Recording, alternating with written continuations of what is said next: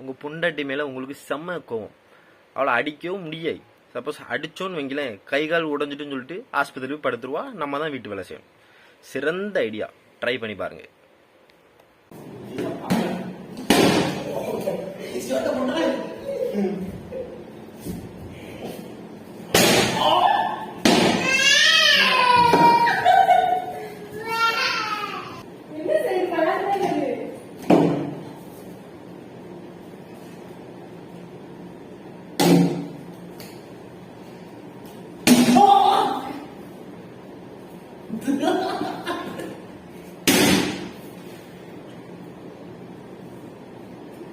Ha